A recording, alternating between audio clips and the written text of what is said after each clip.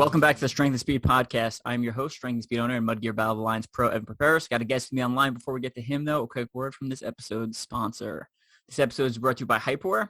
We're recording this on Memorial Day, so a lot of you are out there doing Memorial Day Murph, the CrossFit workout inspired by Medal of Honor winner Murphy. If you're looking for a comfortable weight vest, one Hyperwear has essentially workout vests that have these like tiny plates, make it super form-fitting. I highly recommend that. But if you want to go with the more tactical look, they just came out with their flexible, adjustable weight plates. So essentially, it is a plate you put into a normal plate carrier, like your, the military would use for training or for combat. And then you can open the bottom, and essentially they have like half-pound increments that you can take out. So if you want to do it as recommended with 20 pounds, you leave all of them in. And if you want to, if you're still building yourself up, you can take them out, and they slide out from the bottom, so it's super easy. So you don't have to take out the whole weight plate. So there's a review on them on Mud Run Guide, so you can head over to Mud Run Guide. They're still on the landing page as of now. And if you want to save some money on Hyperwear, Hype 15 gives you 15% off. All right, let's get to today's guest. Joining me, I have Cody James Milne. Cody, say hi. Hey guys, how's it going?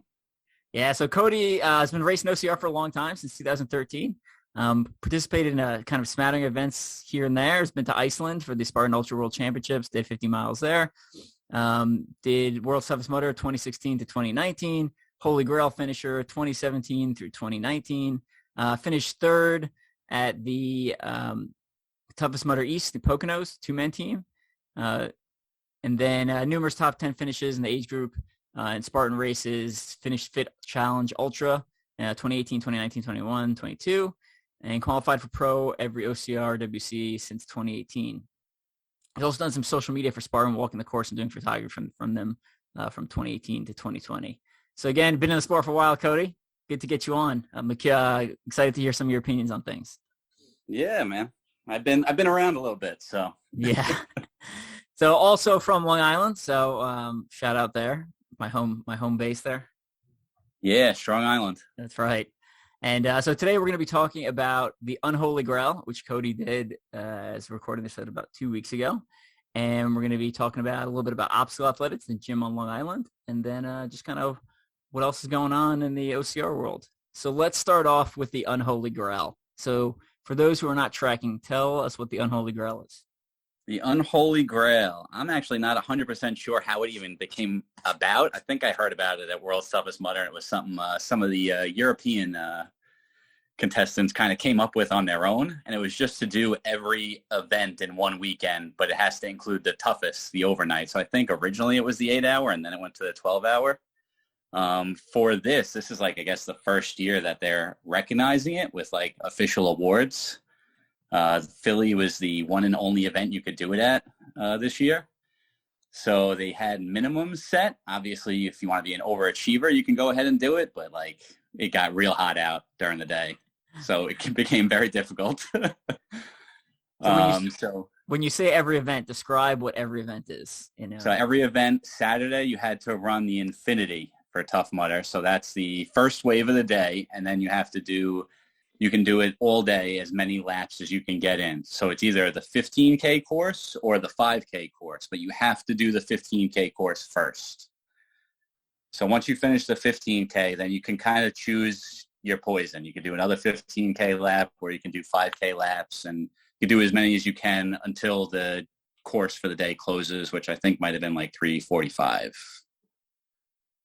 Okay. So like almost like 8 hours. Yeah. And then there's different, obviously, mileage awards and stuff like that, different headband. I think they gave you clips for the headband, like little metal clips based on different miles you got to. But the minimum for that was 20K. So you had to do a 15 and a 5. And like I said, it got to like 95, high 90s during the day. Yeah, that's brutal. And we were talking just before we started recording, but I feel like the first hot day of the year, the first hot race of the season is always a disaster because like my body's not acclimated. And it was pretty cool leading up to Philly. So when we were coming to Philly weekend, I was like, oh, this is not going to go well for people. So. And you were correct. It did not go well for a lot of people. I think they had, if I have to guess, maybe 40 or so people going for the Unholy Grail. I feel like maybe a dozen finished it. Really? That few? Yeah. Well, I think the hard part, like I said, came from the breaks in between events. So anyway, so you had to do the 20K at Infinity. Then you had to do the toughest, which is the overnight, the 12-hour from 8 at night to 8 in the morning. And you had to hit a minimum of 40K on that event. And then the following morning, you had to start the first wave Sunday. You had to do a 10K and then a 5K. And you could do them either or, a 5K or a 10K.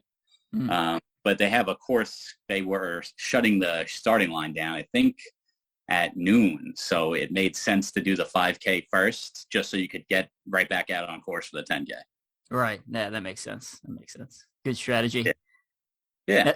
Well, that's what it came down to. It came down to who had the best strategy. So, like, I was like, let me hit all the minimums of everything, and I got as much rest in between events. I think I slept for like 3 hours between Infinity and Toughest, and then after Toughest, I hit my 40K probably right before midnight, and then I went to sleep for a few hours, and then woke up because then, like, I'm by myself, so I had to break down the tents and everything because everything had to be broken down after Toughest, and then you had to be pretty much ready to go right away for the 5K and 10K. Nice. So tell me about goals coming into the event and then kind of how that played out. So my original goal was I wanted to do just 100K for the weekend, which did not plan out because of how hot it was. So then, like, because it was so hot in the beginning part, I was like, let me coast this first 20K. I'm going to make sure I'm going to stay well hydrated for it. I like hit every water station. I brought like extra snacks on me, which I wouldn't usually do. So I made sure I was constantly eating and just downing water and like electrolytes, keeping my body like well fueled.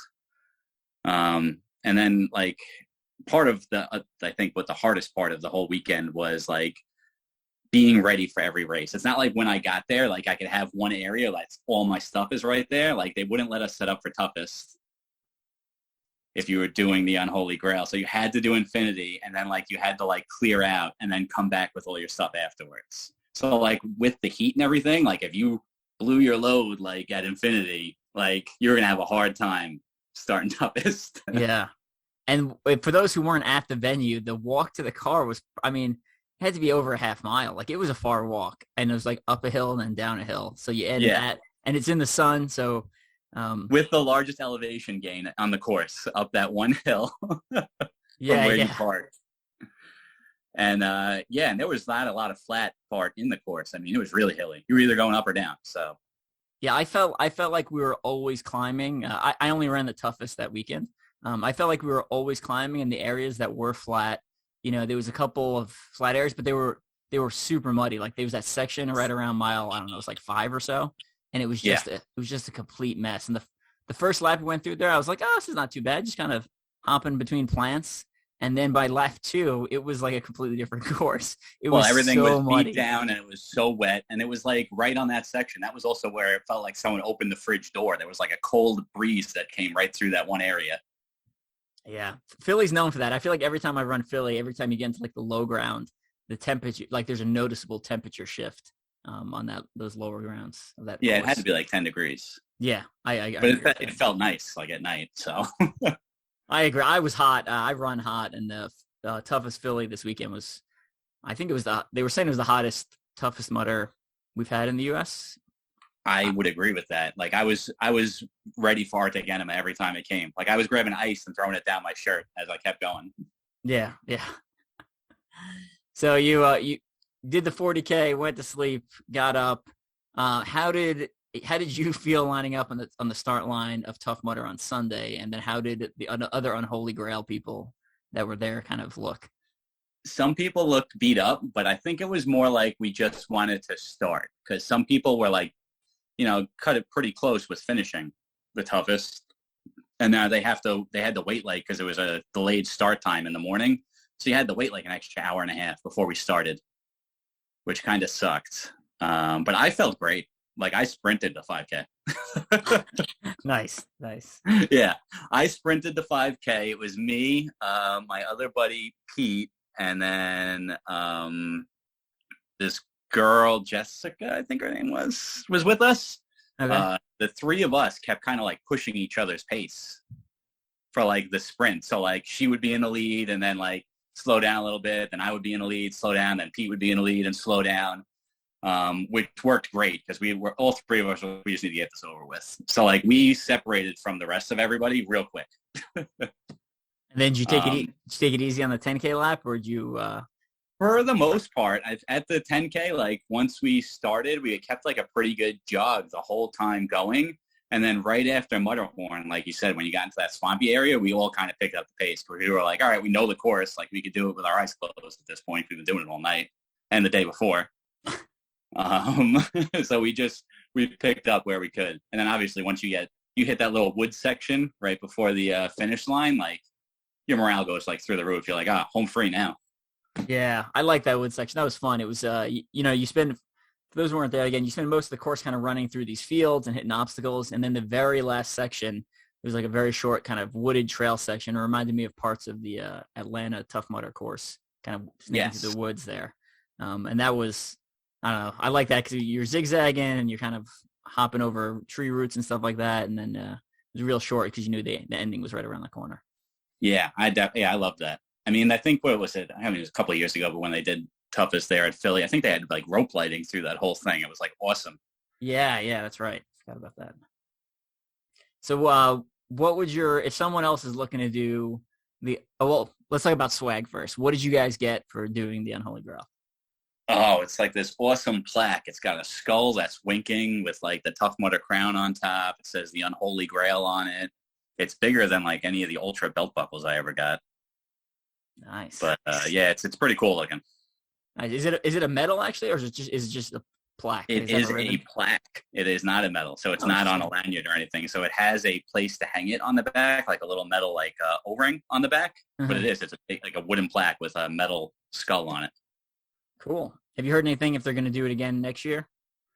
I don't know. So actually, funny enough, while I was doing it, because I made a post that I was doing it beforehand, so the Tough Mudder crew was following me around and like interviewing me and taking videos like the whole time to do like an Unholy Grail feature, I guess, to maybe promote it next year. Nice. Which was cool. So yeah, I guess that'll be coming out soon. Good stuff. We'll keep an eye out for that and share it once we see it populate on Tough Mudder social media. Yeah. And you're right. I think it started in Toughest UK. A bunch of the Legionnaires kind of unofficially started it one year. And then now it became like a real thing, which is kind of cool. That kind of speaks to Tough Mudder in the community in general, where like something starts unofficially and then it, through crowd momentum, it becomes like an actual thing, which I love. Well, that's why I always tell people, like people ask me what my favorite events are. I'm like, it's like Toughest and World's Toughest Mudder, like almost hands down for me. And mostly because of the community that make it, because these people everyone loves it so much and everyone's very encouraging. A lot of people, everyone's kind of has their own challenges going out for you. Everybody will help you and keep you motivated on pretty much all night. Like, and then it's a competition, but like it's a friendly competition. Like I don't really know how to balance the two, but like it works there. I don't really, you know what I mean? Yeah, no, it's a unique event because you have people who are just trying to survive the 12 hours. You have people like you who are going for this external prize, Unholy Grail. You have people who are going for mileage PRs, and that's all they care about. You have people who are standing at obstacles and helping people all night. You have people that are competing for the podium, people competing for age group podium. So it's like this very bizarre mix, and there's really like a spot for everyone in there. And yeah, and it all meshes really well together. Like, yeah. And then on top of that, if you go to Toughest Mudder, World's Toughest, and you spend the entire time or the majority of the time on the course, right? So like you cross the finish line after 12 hours, you're exhausted, or 24 hours, whatever the course is. It's a similar experience, and granted, maybe someone did half the mileage someone else did, but it's a much similar experience versus if you go to OCR World Championships, which is also a phenomenal event, right? John Albin runs the course in an hour and a half, and someone else runs it 5:59 and like beats the cutoff by 1 minute, right? Like those are two very different experiences. Yes, but you compare that to two people, regardless of how much distance they covered on a 12-hour Tough Mudder course. Yeah, but I guess that just goes to because there's so many different goals. Like obviously OCRWC, your goal is to absolutely just gun it. You're competing against everyone there, like either in your age group or you're competing pro. And you see all your competitors almost on course the entire time. Like, I mean, they started out in waves and everything, but you're running at least against the 12 or so guys that are in the wave that you start in, you know? Mm-hmm. So it's just a straight up competition race. And it's like whatever it takes to beat whoever you're running against. Right. Whereas this is like a very slow burn almost. And like as you know, so many things can happen in any kind of like an ultra distance race. Like nothing ever, very rarely goes 100% to plan. Right. Right. But yeah, I think that's like the main difference between the two. But I think part of the different event, like when you go to OCRWC, it's usually all the elite racers. It's usually the people that are podiuming to get there. And then like, I think the pro and age group waves are probably bigger than the regular wave, you know? Mm-hmm. Yeah, I agree with that. Oh, so, yeah. So if anyone wants to hear a little more about Toughest Mudder, I know the Mike Stefano from Obstacle Running Adventures just had the second place finisher on his podcast. I literally just listened to it on my run. So Matthew Gill from Noob Sanity, I would head over and listen to that. Great episode, and I do get a couple shout outs in there, so I also always appreciate Mike, both Mikes giving me a shout out over there. But yeah, I like Mike Stefano a lot. He always does a great job with his podcast. Yeah, he does. He just got COVID, so I'm hoping he can make it out to Tough Mudder New England this coming weekend. We'll see if he actually. Yeah, that's good. Yeah. So yeah, Toughest Mudder. Yeah, So real quick recap for anyone who's following my race. I had quite an adventure getting there. I was supposed to fly into New York and meet with my parents and drive down Friday night. Plane got delayed. Plane got canceled. No problem. They shifted me to a later plane Friday. Plane got delayed. Plane got canceled. All right, now we're in trouble. Essentially, there was thunderstorms on the East Coast, so nothing was flying in to New York. So I ended up getting a flight directly to Philly, except it wasn't until the next morning. So I slept in the airport Friday night. My bags flew to New York, apparently, without me with them. So my dad picked me up from the airport in Philly. My mom picked up my bags from the airport in New York and then drove to Philly to drop them off because I needed all that stuff to race. So, I went to bed Friday night on a airport chair, unsure if I was going to be racing 24 hours later. And, I kind of just went with the flow. And I think mostly my experience racing and how comfortable I am, running those distances, I just kind of roll with the punches and control what I could control. And woke up the next day with a pretty terrible night's sleep, but took a nap Saturday afternoon and then went out and did my best. And I was in third for a little bit of the race. At some point I dropped back to sixth, and then I was sitting in sixth for a while. And then with 3 laps to go, basically I turned it on and kind of poured it all out and ended up climbing back into third. So just in time to finish the race. Yeah. Good race for me. With 90K, right? With 90K, yeah. So I pushed really hard to get the 90K. And for a while I didn't think I was going to get it. But yeah, it's good event. Very good event. Yeah, no, you look great those last coming in right at that finish line. I was just waking up at that. So. I did not feel great. I was deep in the pain cave. I was just kind of grinding it out. Yeah, you were zoned in now. You knew what you had to do. You got it done. Yeah. So let's talk a little bit about your day-to-day training, right? Because you train at one of my favorite gyms in the world, Obstacle Athletics in Long Island, owned by Kevin Mudman LaPlatney. So tell me a little bit about the gym. The gym is what I think is more of a hybrid gym. It's set up almost like you would think a CrossFit gym. So it is like it's just a big open empty warehouse, but it's loaded with ninja rigs, warped walls, every obstacle that a Spartan race pretty much has. He's constantly changing the way the flow goes too. So it's always different ninja gyms. He sets up lots of classes. He has his like obstacle fit class, which is somewhat of a CrossFit style workout. They do like EMOMs. They do lots of workouts, I guess, for that, like all different stations, but he gears it with obstacles in mind. So like he sets up different things, and he'll say 10 wall jumps or rope climbs or the Olympus or all random things. But I mean, he's got almost everything you can think of in there. As far as fitness equipment's concerned, you can make your own workout. He puts up workouts of the days that you can. He'll gear it towards races for you. I mean, Kevin's awesome. He really set that gym up great. He's got a great group of like young ninjas coming through there because he also runs that UNAA out of there. Oh, nice. Yeah. And that competition like goes off the charts. I think he's the regional qualifier too. So when they do the regional to qualify to go to Vegas for that championships for the ninja, that's where they have it. At that gym, so yeah, awesome. Yeah, it's such a good gym. If anyone watched my OCR America 2 coverage, the day 1 is in obstacle athletics, so you get a couple of highlights of the gym there.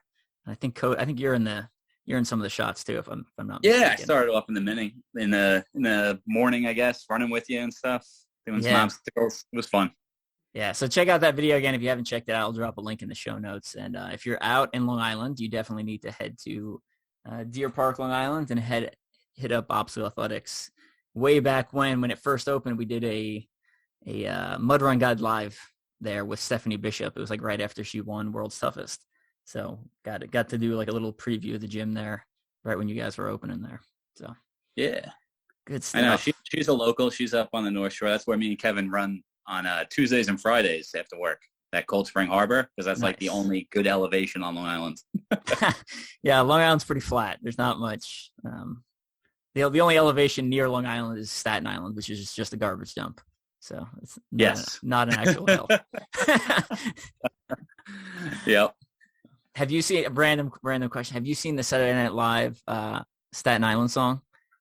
Yes. It's amazing. Yep. So accurate. I'll drop that in the show notes also. So that's pretty funny if you are from that area or familiar with that area. So brought back some good memories. What else you got coming up in 2022? So I might do another Infinity. And then I'm tossing around doing either Spartan, Bethel. I was thinking about joining you up in Stratton. Do it. I don't really have anything really nailed down other than Worlds. So everything right now is leading up to Worlds because I got my own challenges I got to conquer there. So gotcha. I'm gonna plug my OCR Everest here real quick. So we're gonna I'm gonna put this out basically as soon as we're done recording.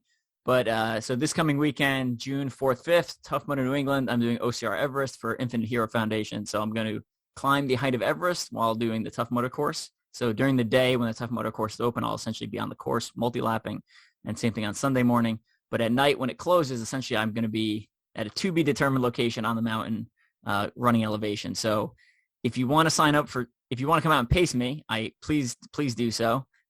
Cody, both you and then any of our listeners. If you come pace me during normal Tough Mudder hours, you have to sign up for Tough Mudder, and then you'll be able to pace me that way. But if you don't want to sign up for Tough Mudder, you can just show up in the evening and then pace me on wherever we are on the course, and we'll just BS and walk up and down the side of a mountain together. It will be fun. It will be. The way Ultra OCR is fun.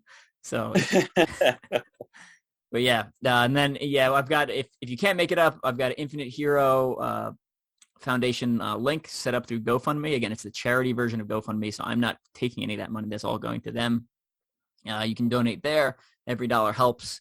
And then if you want to participate in some way but physically can't make it, but still want to get like a belt buckle, so I've designed these kind of awesome belt buckles for the event. I've only got about 50 of them, so first 49 or so people that sign up will be able to get one. But essentially you run 1/10 the elevation and 28 obstacles kind of on your own. The rules are on my strength and speed page there. And then donate $50 and then we'll send you a buckle. So a couple different ways to participate. And come up. It's going to be fun. I got Bobby Ross, the filmmaker, coming up again. He's going to shoot some video. So if you want to be in more sweet Bobby Ross footage, you can do that. It's always good stuff. Yeah, it really is. And we've got the side note. We've got the documentary is 100% finished, the Ultra OCR Man documentary. We are just trying to figure out what to do with it at this point. Ideally, something that gives us money back in the long run.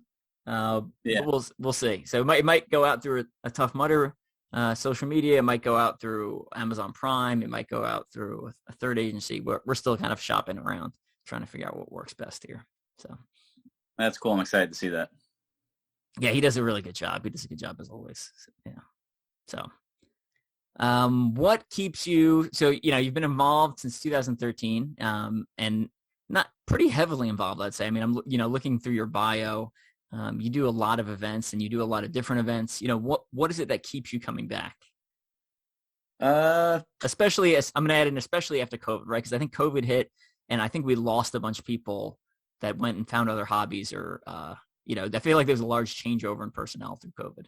I know. When COVID hit, like Kevin at Obstacle Athletics kind of rallied like the whole gym, and he kind of he started setting up his own courses like through local trails and stuff here. So we were always still running. Nice. That's huge because you needed to keep people engaged through that time. Yeah, Kevin killed it with that. He really did. But what keeps me motivated? I don't know. It's like more of a personal challenge. It's always just the feeling of it never being enough. Yeah. Yeah, it's pretty much that. Like, I don't, like, if you come to my house, I bought a new house, there's nothing displayed in here that would say I run obstacle course races. It's, I have nothing hung up. I have no medals shown. It's literally in a box in my garage, all of it. Yeah, I think you posted a picture of it a couple of days ago. It was just like literally a box full, that's one of 3 bins. Like overflowing with medals. Yeah. Yeah. I have every headband, every whatever, penny, anything. I always have most of my, most of just like the numbers that they used to give you, like the paper ones. I got like the old school paper Spartan numbers. I tossed Tough those. Mudder one. That's the only thing I don't keep. I toss those minus. I still have my one from North American Championships when my team came in second. I have that one, and I have one that they gave me from Ninja Warrior. And then actually I have one from Move Sanity also. But that's it. And so else. I have, I think, for 3 years worth of every course map I've ever done. I laminated all the course maps. That's effort. That's a lot of effort. And I was going to make it like a whole wall in my gym was all the course maps. Because like that was cooler to me than the other stuff. But maybe one day I'll put some stuff up. But I don't know. It's always more about like what's the next big thing I can do. Like when you hit a certain comfort level, like, and you can run a Spartan Ultra, like no problem. Like what's next? What's the next thing, you know? Yeah. And like I like trying different things. So I like different types of races, whether it's, multi-day races or, something that's going to be like, they have a race over here. It's running. It's also stand-up paddleboard. So it's both. You have to like stand up paddleboard like 10 miles. And then like, it's like a 15-mile run on the beach. Oh, interesting. Where's that at? Yeah. They do it right down Carmen's River, like right by my new house. So I bought a house. I'm in Belport Village. I'm right next to the country club. I'm like a block from the water. Oh, nice. Yeah, it's nice over here. And there's like a huge state park that I could run in, but there's a 10-mile like inlet that goes out to the bay and then the ocean, and you could paddleboard right down it. It's nice. Good stuff. What about, you mentioned always kind of pushing boundaries and, looking for new challenges. Is there anything that's kind of like still on your bucket list that's kind of front and center? Like, all right, well, in the next year or two, I want to do X, Y, or Z. It could be OCR. It could be outside of OCR. It could be other endurance sports, other challenges. Well, I want to go to base camp of Everest, of actual Everest. Okay. So that's like on my bucket list. Another one on my bucket list, it was actually before Spartan bought it, was La Ruta, which is that running and mountain bike race that goes across. Yeah, it's like an epic multi-day race. But now Spartan, I don't know how, I don't know if it's going to be similar to what it was or if it's going to be, something different. I'm sure. I would guess they keep if it was successful before, I would guess they keep the formula the same, right? Because you look at Tough Mudder, and Spartan bought Tough Mudder, and there's almost no trace of Spartan in there. Besides like, hey, we put the merchandise tent at the entrance and exit, which is like a good business move. I think that's like, that's basic business move. If you go to any theme park, like you have to exit through the gift shop. I think it'll be largely the same though. Yeah, but that's what they call it, the world's toughest bike race for people who don't know what it is. It's like 135 miles. But it's not just a bike race. Like you have to rock scramble and carry your bike over mountains and then ride down the mountains. But it runs the whole course of what the conquistadors did. Oh, wow. But yeah, it goes from the Pacific to the Atlantic. Good stuff. Good stuff. And we're going a little backwards, but tell us a little bit about, were you always an athlete growing up, like through high school and, after high school, or were you, is this kind of something you found later in life? No, I was always athletic. I played lots of sports as a kid. I mean, obviously I played soccer, I did football, a little bit of everything. I played lacrosse year round. Lacrosse was really my sport. I played every season lacrosse. So I did indoor and outdoor all the way through high school. I was going to do it in college, but that's when I lost my dad and I kind of just stopped doing everything. And then I fell off big time. So like from college, after that, like all the way through college, like I was not in any kind of athletic shape whatsoever. And then like when I started my first Spartan race, it was because my girlfriend now, her brother had just come home from doing a few tours in Iraq. He was a paratrooper. And he's like, oh, I'm going to do a Spartan race. You want to come? And it was like the night before. I'm like, yeah, absolutely. Meanwhile, I was just on like a 4-day bender, like drinking my face off. Like I was probably 215 pounds, haven't run a mile in like 4 years. And that Spartan sprint in Tuxedo, that first one I did, took me like 3 hours to do. It's so funny. It was a wake-up call, but I absolutely loved it. I did. And that was like, I got to change my lifestyle around a little bit. And I did, so. I feel like that story has played out so many times in so many people's lives. When I talk to them. And what I always wonder is, like especially when I'm at like a Tough Mudder multi-lapping and I run past the dude who's just like out there dying. I'm like, I wonder if this dude is one of the dudes who's going to be like coming back, in 5 years, consistently for the next 5 years. And it goes from like, overweight to in great shape. Or if it's just like a one-time thing, so it's always kind of funny that you're kind of wondering who else is on the course with you of future Mudders or future Spartans and stuff like that. So. Yeah, no, that was me 100%. I had a calf cramp going underneath that barbed wire crawl that was like forever long in Tuxedo over those rocks.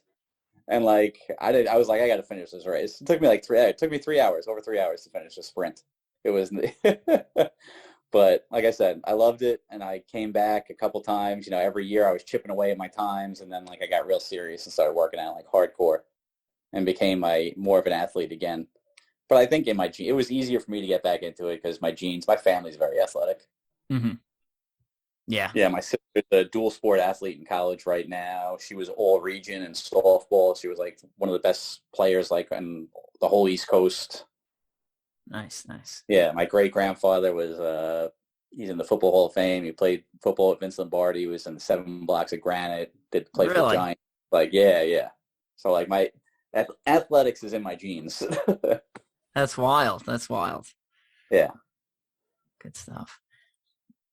Tell us a little bit about Fit Challenge. I know they're coming up with their final event next year. Are you going to make it out to it? I implore everyone to go to the Fit Challenge. I will definitely 100% be there. Rob really loves the sport. He cares about it a lot. But the numbers have just gone down so much, especially with after COVID. And like, I think I went to his last race before they stopped for a year, and then I went to the one afterwards. But that mountain, that Diamond Hill Park is no joke. It's 1,000 feet elevation gain. It's like a 5K loop. And the obstacles are inventive. They're very unique, I guess, really, to his race. Yeah, I think I need to make sure my schedule's clear that weekend. I've been trying to make it up the last couple of years. I'm always like, oh, I got this race going on at the same time, or like I got something local. So I've been pushing it off. So I guess it's either now or never at this point. Yeah, it is now or never. You don't have a choice. Literally. You can hop in the car with me. We'll drive up. Like, I know your parents are still here.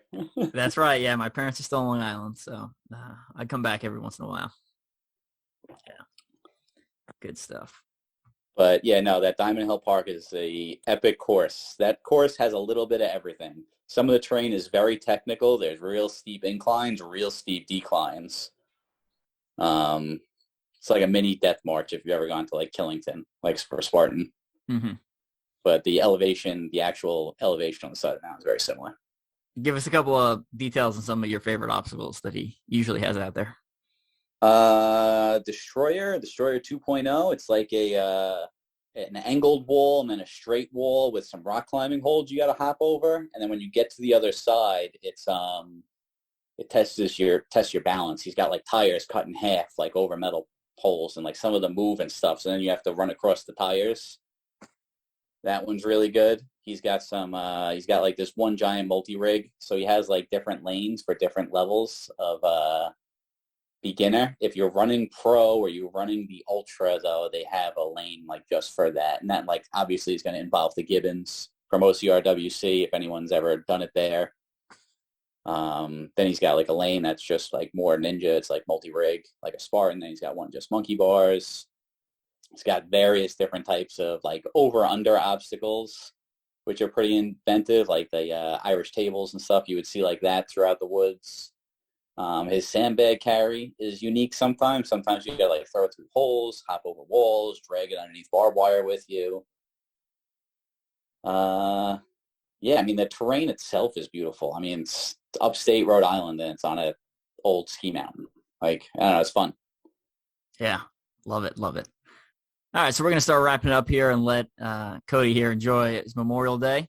So before we let him go, though, tell us one thing people would be surprised to know about you. Surprised to know about me? Actually, it's something that you've already touched on, I believe, maybe once or twice. From junior high to high school, I did all the musicals. Oh, my goodness. I had no idea. Yep. No one would really ever know unless you actually went to high school with me.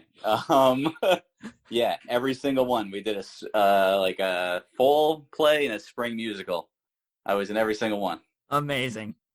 That's not, that's, you know, I don't think I've met anyone as an adult that had the same kind of background as me there. So give me some of the productions you were in. Oh man, Gypsy, Once on This Island, Joseph and the Amazing Technicolor Dreamcoat, Grease, West Side Story, Once on This Island. I don't know, so many. I can't even remember. Like if you have me list out all, I was in 11. I missed this one that was in fall of when I was in 7th grade. But I was in 11 other ones, and I don't think I can name them all. I have to sit down and like really think. I can name them all if I said that. I think a Chorus Line I was in also.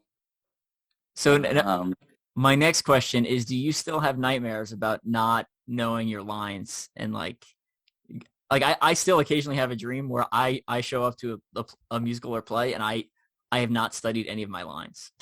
No. I don't have a nightmare about that at all, because actually it happened to me on stage and I just didn't care. Like I made up my own words. Like, I don't know. And I remember the director is in the orchestra pit and she just looked so pissed at me. Yeah, show's got to go on though, you know. The show went on. We got past it. It's fine. Amazing. Yeah. And it was for, I believe, similar reasons that you said. The guy to girl ratio was way better in musicals, like, because I said I played lacrosse also, and then like the few other guys, it was like me and my best friend, and then like a few of the other guys, and they were not into girls, let's say, as much as we were. So it was like shooting fish in a barrel, like. Right.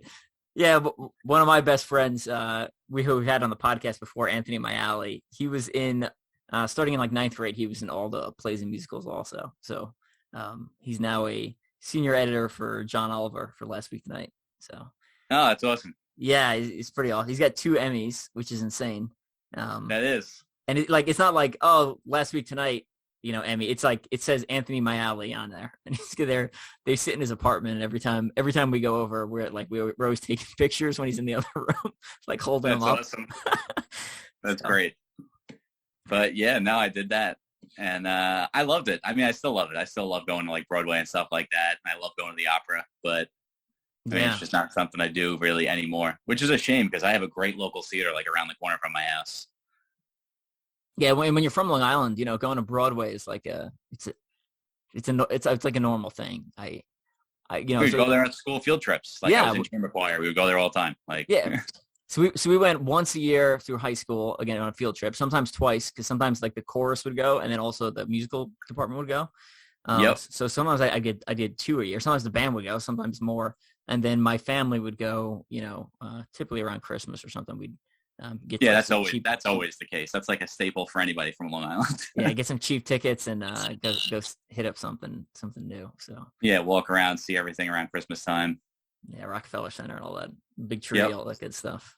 Yeah, good stuff. And so I probably should have started with it. To describe what you look like now, right? Because you're athletic and you have tattoos basically all over you, right? Yeah. Well, I haven't looked really much different unless I had a part that required for it, but I pretty much had a beard even in high school. Okay. Yeah, I even had like a goatee or a beard, but I was still in pretty good shape in high school. It was the college years that did me in. Gotcha. Well, you bounced back. Way more tattoos, but I'm still pretty much the same. If you'd see a picture of me then and a picture of me now, I look very similar. Gotcha. All right. Cool. Where can people follow you or find you? Social media? Facebook, if you just look up my full name, Cody James Milne, or Instagram, I'm on there as Crusader Cody. You could message me anytime. I'm very friendly. I'll answer you back. Yeah, and you're a lot of the Northeast races, so. Pretty much all the Northeast races. I travel when I can, but it's hard with work and stuff. So. Yeah, I feel like I bump into you randomly very frequently. Like I usually don't know you're going to be there in advance, but then like every time I go to the Northeast, like, oh, hey, you and Kevin, good to see you guys. Yeah, no, it's a strong chance if it's a race in the Northeast, I'm going to be there. Doesn't matter what kind of race it is. I'll just be there. Good stuff. All right. We're going to let you go. Anyone listening, again, head over and check out the details for OCR Everest. I'm going to drop those in the show notes below. Again, this is Memorial Day, so I just posted one of my Jenna, who's been on the podcast before, is the Gold Star spouse of my college roommate, Jonathan Graspa, who died in Iraq April 2007. I just shared her post on my Facebook page. I thought she kind of encapsulated Memorial Day really well.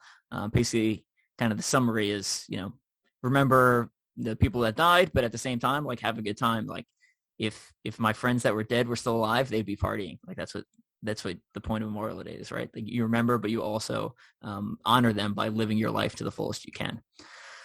So you can head over and read that post. I thought she kind of encapsulated it really well, but it was private, so I just kind of cut and pasted her text and shared it to my page. And then other than that, we've got books for sale, ultra-ocr Man, on audio, digital, and hard copy. The new On Endurance book is up on Strength and Speed, and it's hard copy, and it's also available on Amazon Digital. So that one's only about 100 pages, so it's a quick read, but it's good. Condensed a lot of information down to like a single source there to kind of encapsulate some valuable lessons learned on endurance, and it works for any endurance sport, not just obstacle course racing. So if you have a friend or a family member that's into any endurance sport or looking to get into endurance sports, pick that up for them. And then you can also kind of, there's a lot of, obviously because I use obstacle course racers as examples a lot, usually with other backgrounds, there's a lot of OCR kind of snuck into that book. So it's a good gateway drug there to get people into OCR and kind of teach them a little bit more about the sport. And then other than that, got articles on OCR Buddy. I just did a race this past weekend called the Filthy Monkey. It was a very short local race in Junction City, Kansas. Got a review on that coming out on OCR Buddy soon. I got articles on the OCR Report, who was out at Toughest Mudder taking pictures. Carlo was out there, and Jack Goris always does an amazing job out taking pictures. So go ahead and check them out. And like I said earlier, give Obstacle Running Adventures a quick listen. Michael from Noob Sanity is on there, and Mike Stefano does a great job as always. All right, Cody, any final shout outs we need to give before we let you go? No, just if you're in the area, drop by Obstacle Athletics. It's worth your time. That's really about it. Any other questions, hit me up on any of the social media. Like I said, I'm very friendly. If you see me on a course, feel free to say hi. Awesome. We'll catch you later. Have a good day. You too, man.